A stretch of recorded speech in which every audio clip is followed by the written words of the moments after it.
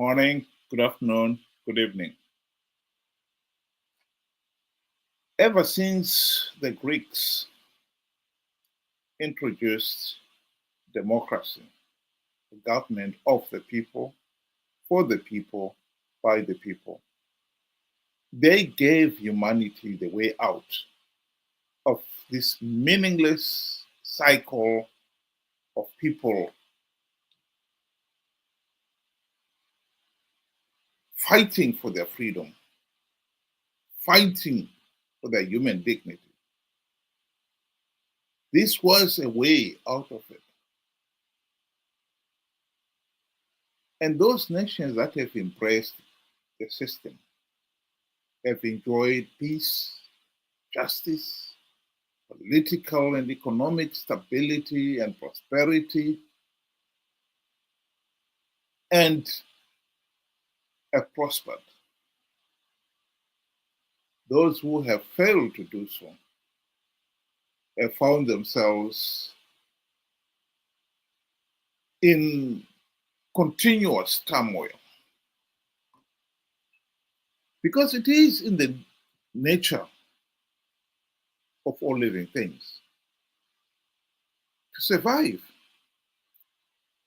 When a tyrant denies you the basic freedoms, a meaningful say in the governance of the country, and is looting the nation's resources, leaving you and your own people living in abject poverty, with a future uncertain, the most natural thing to do is to fight to end the oppression.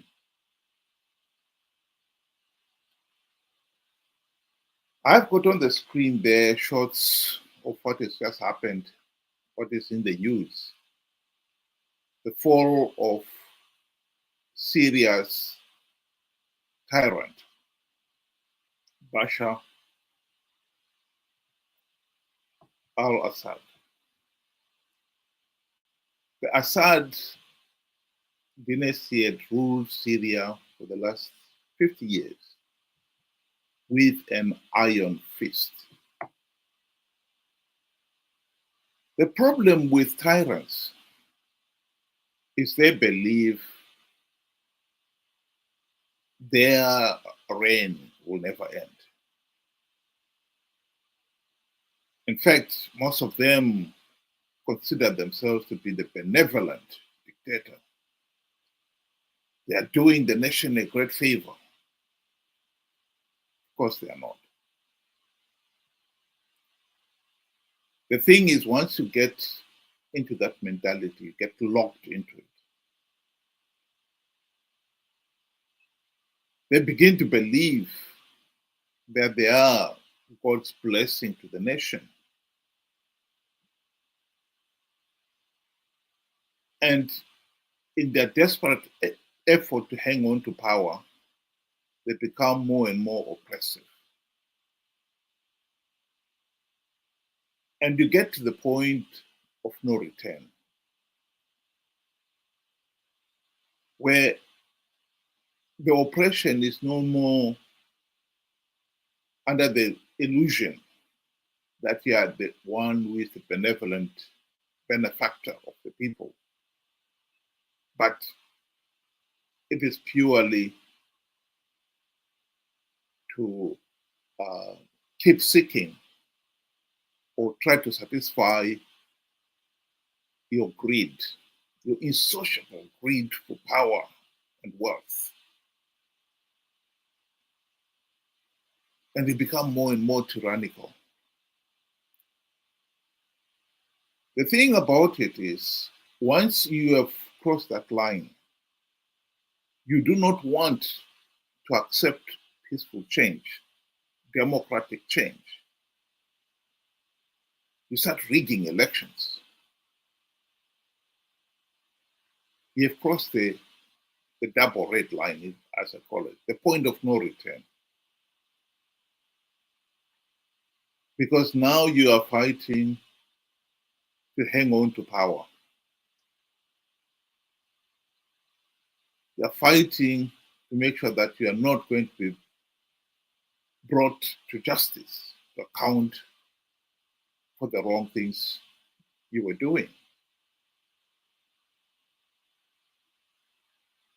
It becomes a vicious cycle. The Assad regime, like his father before him, they ruled Syria with an iron fist for nearly 50 years.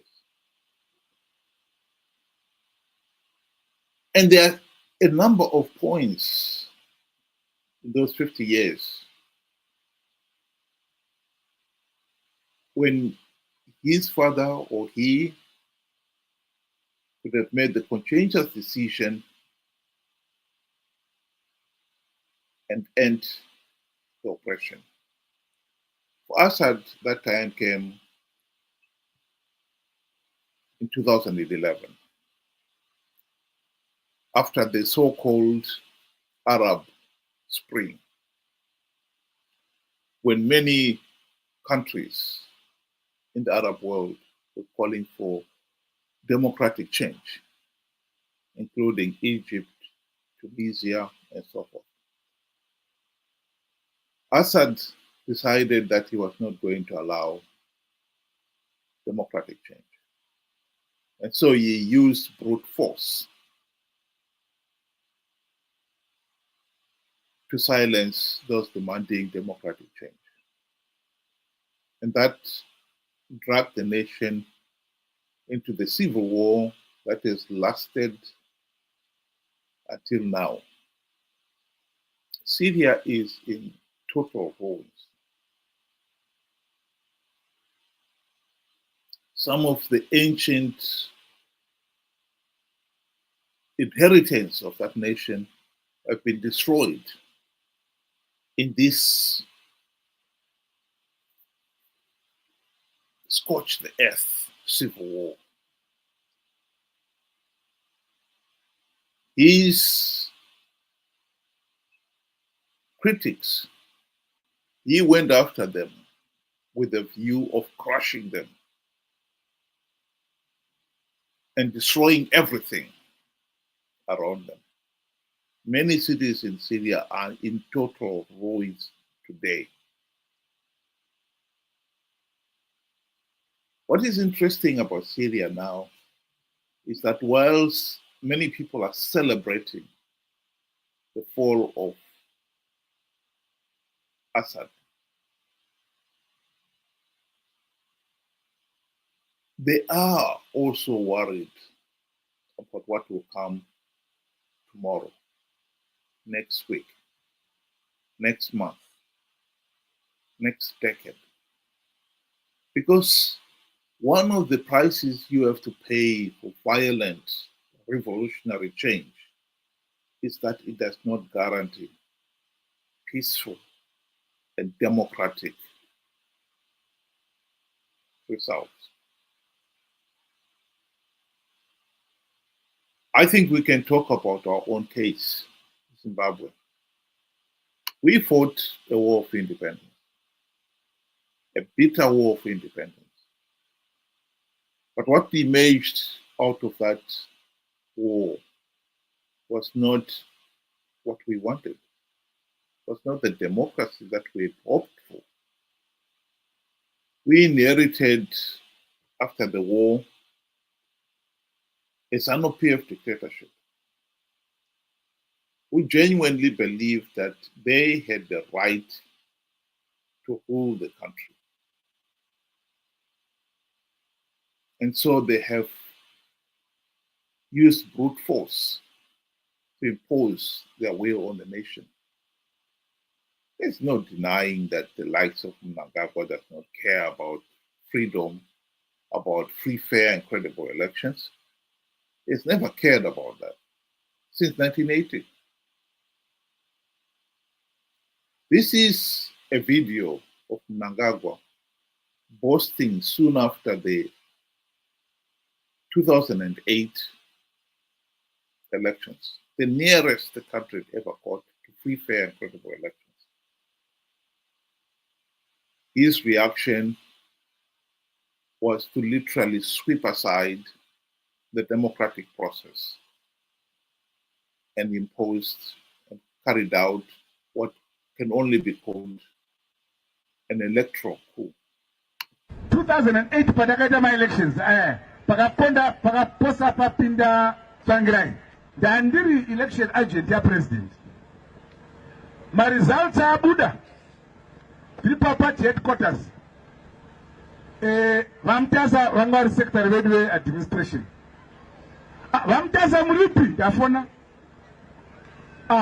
ndiri kwarusapi komogwenda kwarusapi seka ma-results achibuda kudai vanga aiwa zvako izvo Mnangagwa ndezvako endaenda kumusha ofisi vanga vabisa zvinhu zvavo zvose watofunga kuti zani yadini yaparara. President ofona zvakamira sei kati ndomamira zvakaita takatodini kateda sei manje mama ndikati abvudzai baba nditaure navo baba gadzirai politburo cabinet musarangarira zvimwe zvipi gadzirai chi cabinet asi nangoda kuti muzive kuti 2008 ma-results abuda vamutasa vakatiza. As a country we face a generational transition.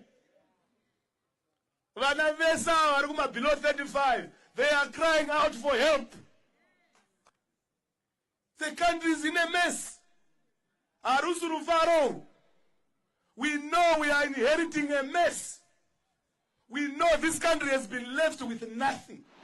I'm assuring you that starting from tomorrow, you'll see a different nation from what you have seen or read on the news about these results and everything. Where we are going ahead there, the situation will be very different. What we said to our people, they could not see with their own eyes. We are going to act as we see it fit. We are prepared to go the whole distance.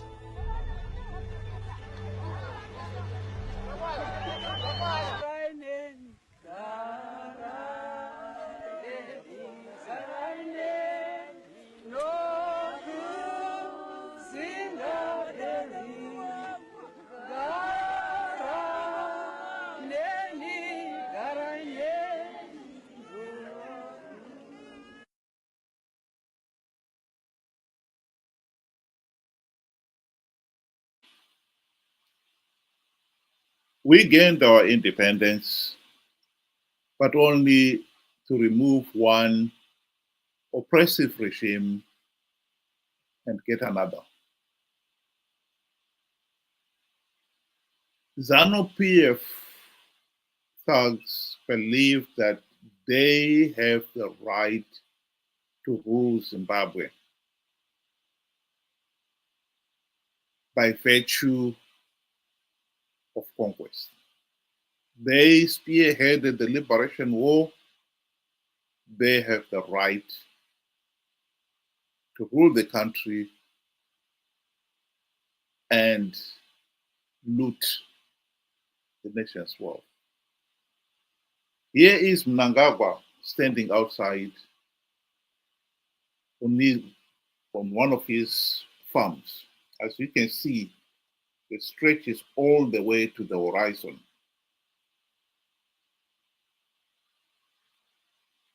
As for the ordinary people, the regime has denied them the right to own even the hut on which they have built their mud house in the rural areas.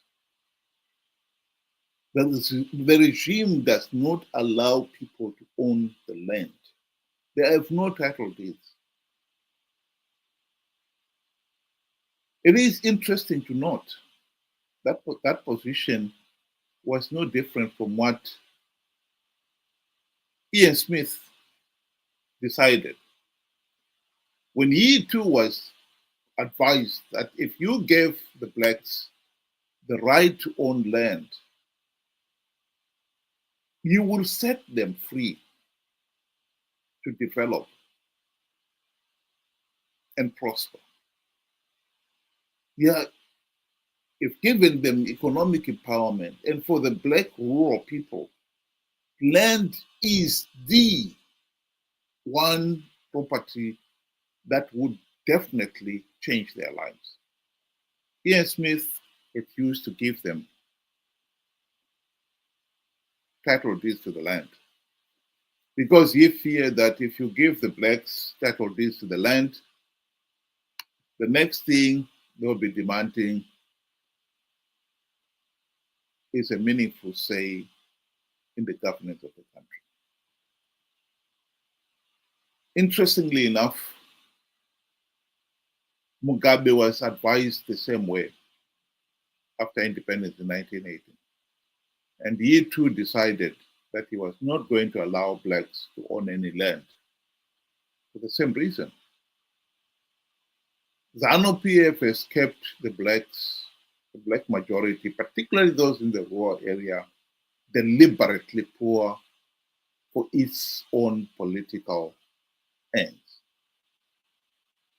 Here is Margaret Dongo speaking to that very subject.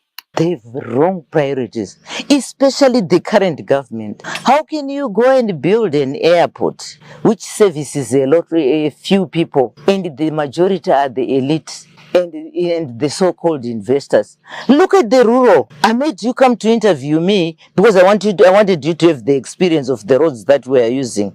If we go today to our hospital there, you feel pity with that's a hospital in a rural area. If we go to our clinic, you feel pity. We have no piped water here. Do you know the reason why the rural people vote for ZANU-PF? One, they're intimidated. Two, the policy is that the rural people should remain poor and subservient to the government. They should remain poor, because if they remain poor, they continue singing the song for their master. This is why these people have been impoverished. It's for a reason. Because at the moment, if you economic empower these people, they'll go out of hand. ZANU-PF will never have control over them.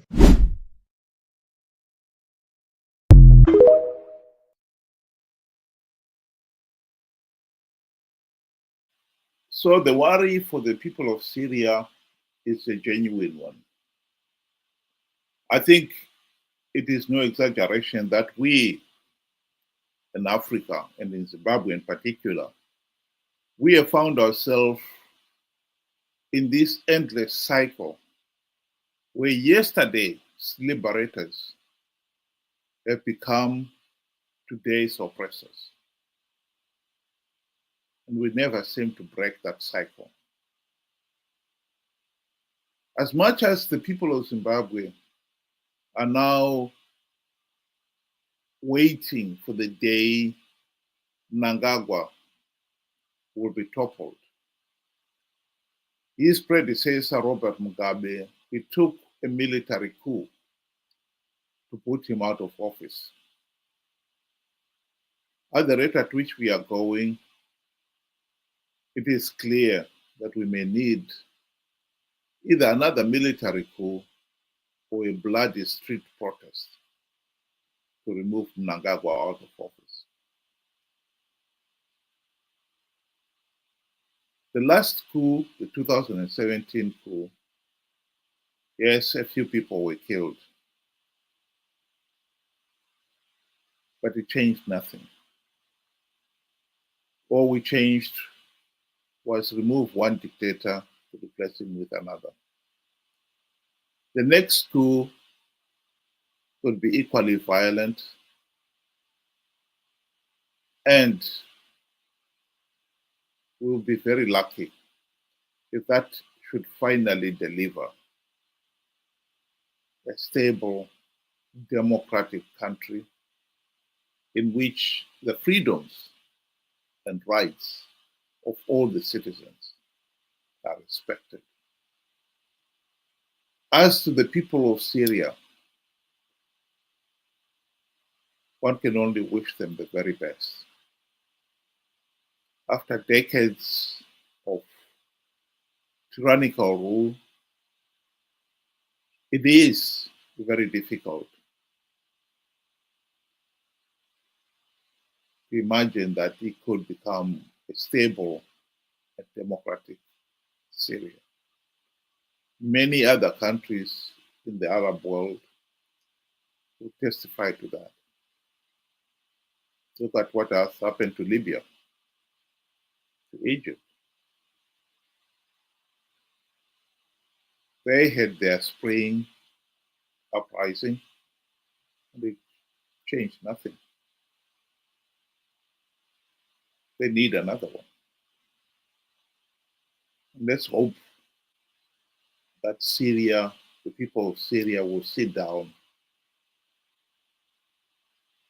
and embrace democracy, where the rights and freedoms of all the people of Syria are finally taken seriously, and end this cycle of yesterday's liberator becoming today's oppressor. Thank you very much for those of you who were able to join, and have a good day.